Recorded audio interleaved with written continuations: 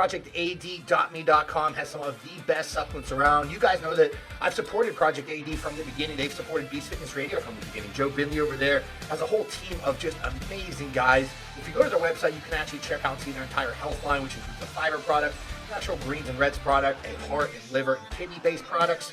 We have an actual one of the best glucose disposal agents on the market, if not the best. We have Aminotor, which is essentially essential branched chain amino acid product. We have Nitrox, which is more of a pump-based formula. We have Raging Full, which is going to be your intra-workout carbohydrates, but also can be used in a peri-workout setting. There is things for digestion, there's things for energy, there's things for fat loss. Overall, Project AD has everything you need. Use coupon code BFR25 at checkout to save you guys some money and obviously to support this podcast and support Joe Bindley. Mike Arnold has been nice enough to come on Beast Fitness Radio weekly, do Q&As, do topic videos, and so because of that, and because he actually does help sponsor this podcast as well, we want to show him some support. Check out maresearchchems.com, coupon code ALEX15, and masupps.com for code ALEX20. Over at MA Research Chems, those are all HPLC tested peptides, SARMs, all that kind of good stuff. And over at masupps.com, he has more of his specialty-based supplements. Guys, please go support him. You're supporting the show, you're supporting me, you're supporting Mike Arnold. All good guys. Thank you so much. Enjoy the episode. Disclaimer, I wanted to say right up front that all MA research compounds are for research use only. In vitro use research is the only legal acceptable application. So anything we're going to talk about from this point forward is strictly done for entertainment purposes. There are no recommendations or guidelines given outside the realm of entertainment. What's up, everyone? Online Prep Coach Alex here with theprepcoach.com, and I wanted to talk a little bit more about peak week. I was actually asked by a really close personal friend on, I think it was either Instagram or Facebook, one of the two. I always get them confused. And it was basically to talk a little bit more about peak week stuff. So I had a series back on my YouTube and Vimeo channel. It was basically like peak week secrets, or it was something like peak week modalities, or peak week something. And it was basically just me talking about some random notes about peak week, and I'm actually trying to bring it up on my computer. I'm trying to find them on my YouTube channel as we're talking about it now, but I really actually can't find them. So I probably should have got that done beforehand, but instead of that, I wanted to really go over one of my peaking tools. So I had to use this recently. And again, remember guys, you need to have a ton of tools in your toolbox whenever you are peaking someone. If you were talking about peaking a male bodybuilder, a male classic physique guy, someone who has a good amount of muscle, and you were looking at them every hour, every half an hour, however you're choosing to do things, because of that, and if you are doing that, things are going to be very, very specific. So remember, this is a very general, broad overview. The one tool that I'm going to talk about in here, which will be the title of this actual video, it's going to be something like insulin sodium pulse.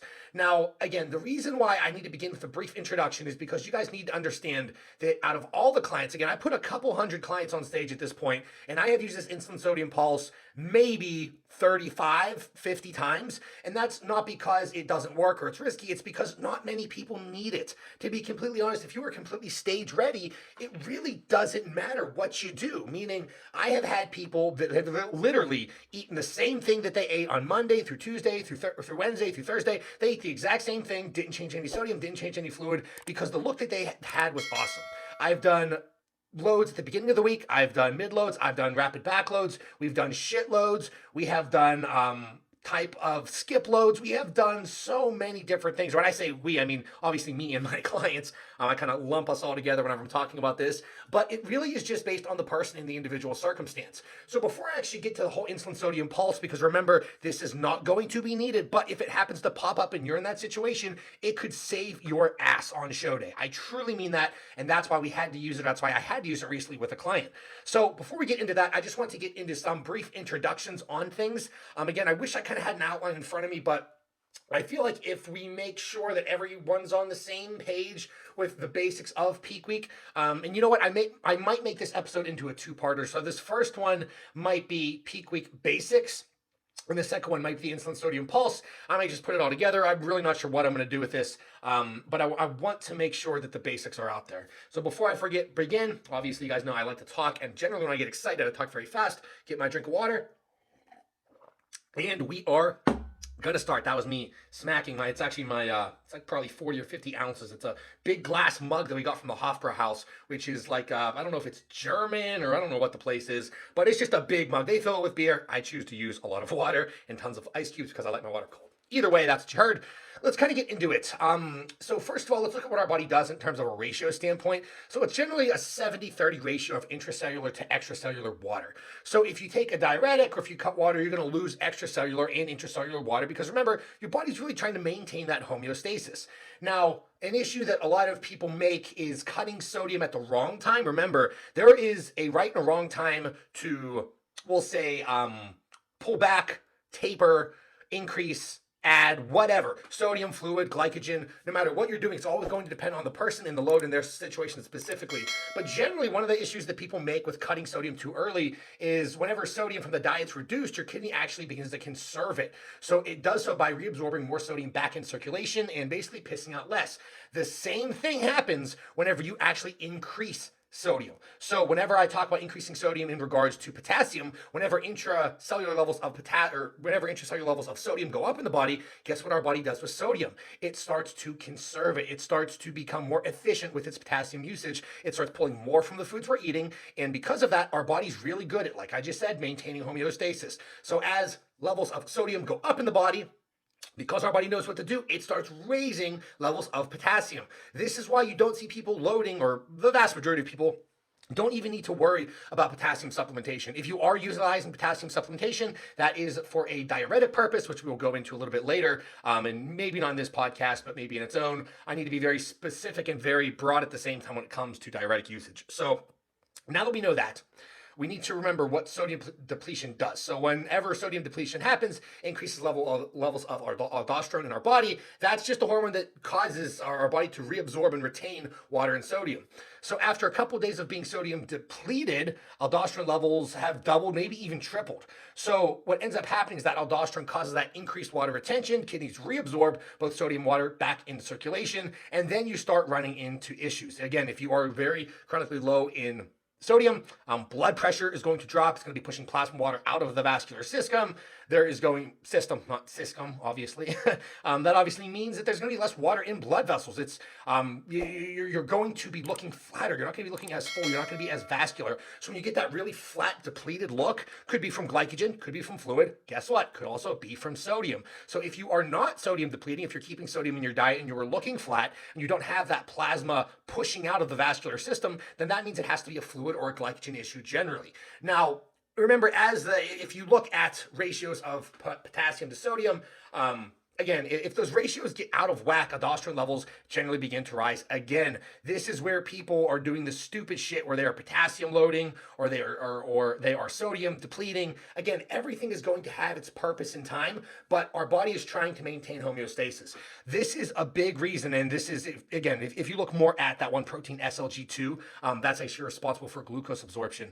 What ends up happening is if you start sodium depleting, and you start keeping your carbs extremely high, that SLGT1, which is a protein that's responsible for glucose absorption, that starts limiting your ability to actually absorb that glucose, and you're not going to get full. It's going to be staying in those extracellular compartments, and you're just going to look flatter, you're going to look waterier, and you're going to be able, if you would pull up off your skin, it's not going to feel granular, it's not going to feel smooth, it's going to feel almost thick.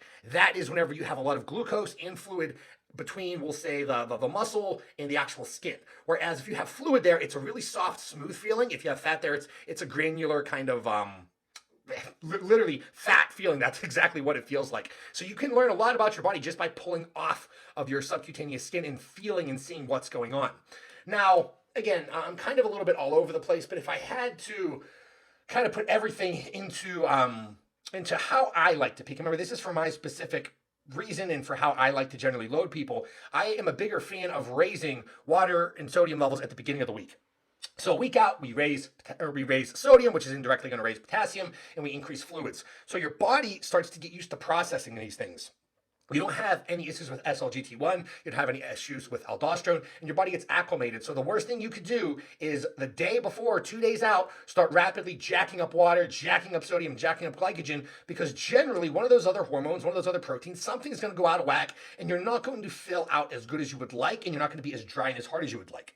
So again, there are reasons and there are ways that you can do that, but that's not the way that I like to preach and talk about things. I am a much bigger fan of getting sodium, potassium, and water levels high at the beginning of the week, and then planning the actual carb load, or however we're going to actually fill out based on the individual. So let's say we're utilizing the rapid backload. And remember, I need to say this, we need to remember that fluids, ions, and carbohydrates all go together. So if you have more water in your system, that's going to affect electrolyte balance.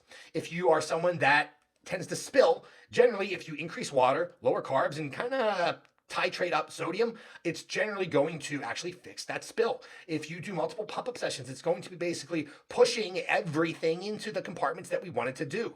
So using this rapid backload situation and scenario, we are looking at 7 days out.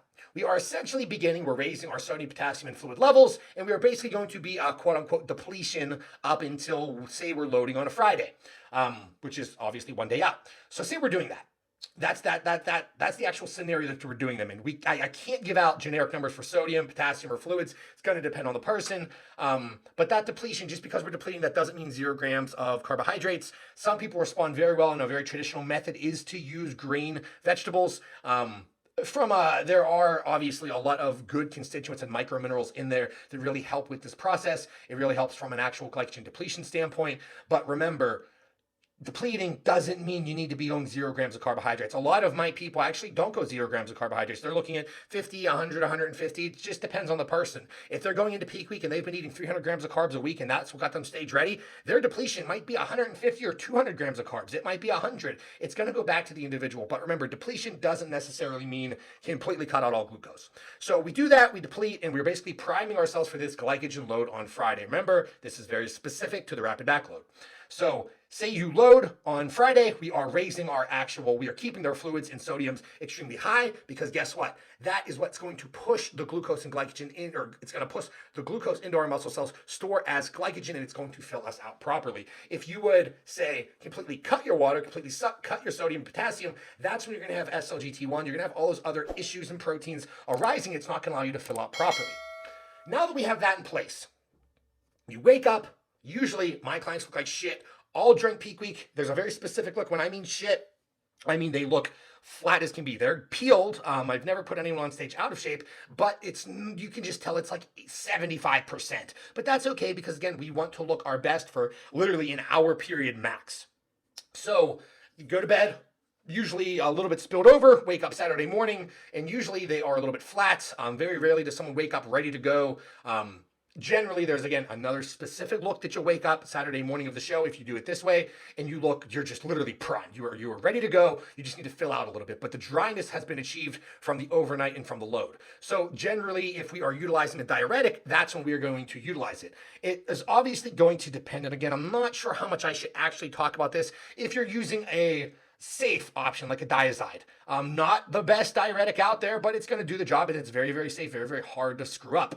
That's something that you're probably going to be implementing on that loading day. Again, you can do a before the bed approach, cutting off water at a specific time. You can do a morning, noon, and night approach. It's really going to depend on the individual, their response to the diuretic, and what else is going on. If you're doing the aldactone Lasix approach, again, the Lasix is the most effective diuretic out there, but you have to make sure that you are not depleting the potassium, because it's not potassium sparing. Whereas aldactone can build up potassium reserve. So you can see why that's pretty much a match made in heaven. Again, I can't get into those too specifically because I don't want people screwing those up on their own, but the diuretic is going to change how you're going to be drying out overnight. So Friday, we see that as filling up and spilling. Friday night, overnight, we dry out. We wake up basically dry as hell, hard as nails, ready to go. Just need to top off glycogen stores a little bit to get that fullness. That's where your sodium, that's where your pumps, your mini pump-up sessions come in. That's where your minor glycogen loading comes in, again, just to make sure that you're still dry and hard, but you're just getting that extra 5 to 10% that you didn't have upon waking. And that's the difference between looking like shit and looking completely ready on stage. That's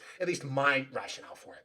So say you get to, then this is the specific situation where I only use the sodium insulin pulse. You get to prejudging, you do your stuff, and you realize that you need to be fuller for the night show.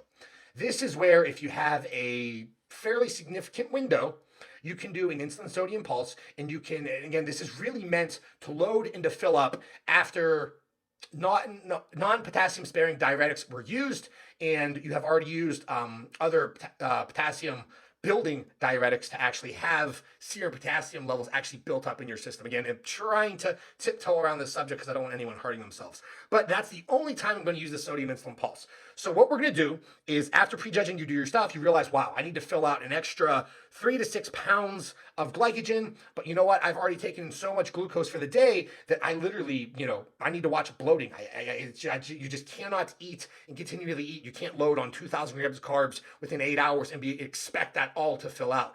This is where we need to look at insulin, and this is where we need to look at sodium. So whenever we look at insulin, and again, remember, this is all going to be based on the diuretic of choice that you use. This is where, if you get really good and you really understand diuretic usage, this is where this shit comes into play. So we look at exogenous insulin.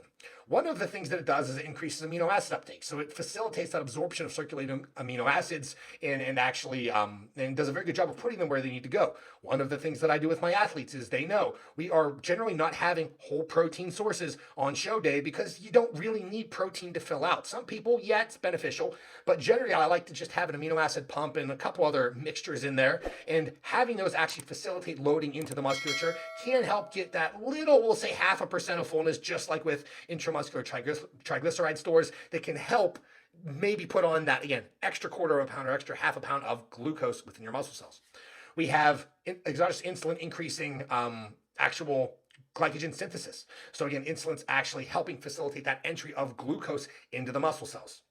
We have it actually helping with translocation of GLUT4. Again, going back to what it does with glucose and glycogen as a whole. And here's the biggest part. Insulin helps to increase potassium uptake. So it's going to actually force cells to absorb even more potassium. So this goes right back to the diuretic we used, to how we loaded, and you see how it all leads to, okay, now we need to utilize insulin to make sure that potassium is not going to be an issue. We're not going to cramp, and we're not going to have issues. So not only that, but again, remember what I said before we talk about the sodium issues, that water and carbs go together. More water affects electrolyte balance. And if someone spills, what we're going to be doing with water and glucose and sodium. So now we add sodium to this pulse, and it's purely to load glycogen. We're going to be pulling water intracellularly and basically load without spilling. Remember, glucose, fluids, ions, all of these go together. And since we're not loading with specific potassium, we're utilizing exogenous insulin to increase potassium uptake. But also remember, when sodium levels in the body go up, our body begins to conserve potassium more efficiently. So thereby potassium levels go up. So the reason why this is used is to help you load after glycogen has already been, after your glucose uptake, we'll say, and your glucose intake has almost been maxed out for the day, and you realize that you are just not filling up on glucose. You just literally cannot eat enough. That's when people will say their metabolic rate goes into almost an overdrive type of situation, and they just cannot fill out. This generally does not happen with the really, really big guys. This actually happens more with the smaller guys. I'll say under 220 pounds, which definitely isn't small, but it's completely different than someone on stage who's 240 shredded. So we are doing this insulin sodium pulse specifically for that reason. And another biggest reason is because we had used a diuretic that did not spare potassium. So we are making sure that potassium's not an issue. We are making sure that we are able to load without trying to push more or trying to intake more glucose, but rather use the glucose that is circulating in our bloodstream to actually be forced into the cells. And obviously, everything is going in conjunction to push everything into the muscle cell and not having it floating extracellularly so you can load without spilling. I don't think, and again, I hate saying that I'm the first person to ever do this. I can't be the only person to ever do this in history, but I've never heard anyone do this kind of insulin sodium pulse in the way that I've done it in order for its purpose, I guess, is what I'm trying to say. I'm not trying to say that I'm the only person that does this. Again, it's really, it would be arrogant of me to say that, but I've never heard anyone talk about this publicly. If they talked about this publicly, about doing a sodium insulin pulse, please let me know. And this pulse specifically can be done, again, depending on the situation, depending on how much glucose that person is taking in, and depending on how close to the stage they are and what kind of insulin they're using. We're generally looking at every 15 to 30 minutes. That is because of the actual, first of all, we have to look at the onset of the actual insulin that you're using. You need to look at how much glucose was in your system, and then you need to slowly, incrementally add these things in.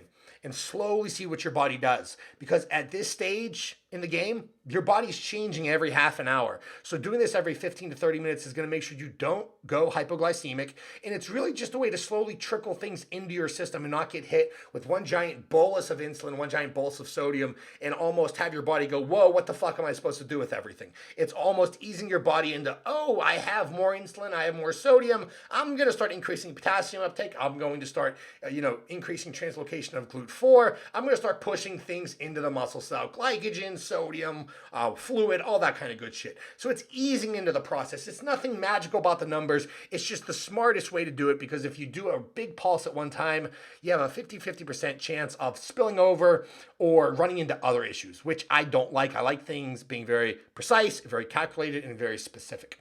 So again, I haven't heard anyone else talk about this kind of insulin sodium pulse before. If they have, please let me know. I personally haven't learned this from anyone. This was just me putting 2 and 2 together, seeing of what insulin does, seeing what sodium does, and running into an issue and having these things on hand a couple years ago, and then just being like, you know what, this makes sense in theory. Do you trust me? Let's try this. Tried it out, worked amazingly. Happened, a month after that, tried it again, worked amazingly. And again, it's very, very specific and does not need to be used by probably 95% of people. But if you're in this situation, it could literally be a game changer to where you get to prejudging and you are shredded, but a little bit flat, and you want to be full without spilling within a couple hours and not have a bloated gut on stage. So guys, that is a little bit about peak week basics. That's a little bit about the insulin sodium pulse that I use. Again, guys, I don't keep any fucking secrets to myself. I'm here trying to learn, and myself, I'm here trying to spread good information. And let's be honest, the only way we're all going to learn is if we all actually talk about it.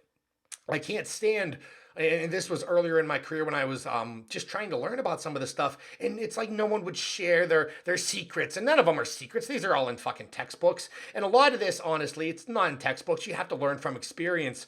And you get that you get that experience, you get that knowledge for, okay, I feel like my gut's telling me to do this because I've seen this before. This is what you got to do.